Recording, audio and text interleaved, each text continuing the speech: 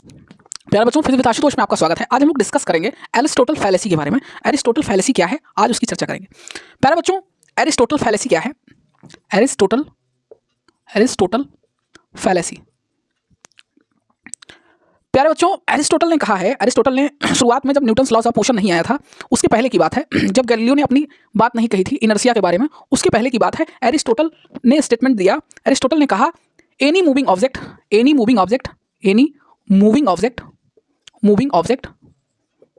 stop itself after some time कोई moving object है वो रुक जाता है, कोई मूविंग ऑब्जेक्ट रुक जाता है कुछ समय के बाद। दूसरा जो इन्होंने स्टेटमेंट दिया, ये पहला स्टेटमेंट है। दूसरा स्टेटमेंट जो दिया एरिस्टोटल साहब ने, इन्होंने कहा कि for uniform velocity external force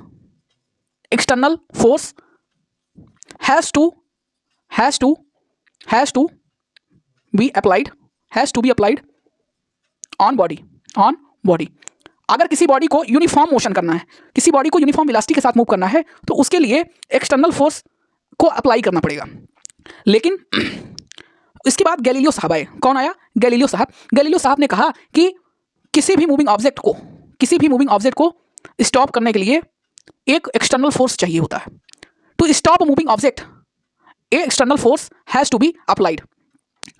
प्यारे बच्चों, इन्होंने कहा कि जैसे इन्होंने कहा था एरिस्टोटल साहब ने कि any moving object stop itself, कोई भी मूविंग ऑब्जेक्ट है वो अपने आप रुक जाता है।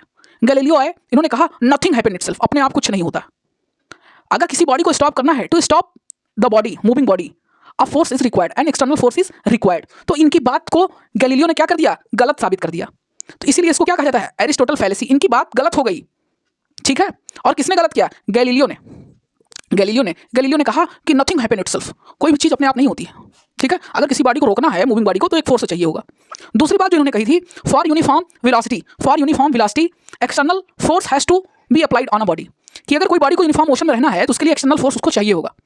इसके लिए भी कौन आया? गैलीलियो ने कहा, इसके लिए क्या कहा गैलीलियो ने कहा कि यह भी बात गलत है। अगर किसी बॉडी को यूनिफॉर्म मोशन में रहना है तो no external force is required, किसी भी एक्सटर्नल फोर्स की जरूरत नहीं है। No external force is required for uniform velocity.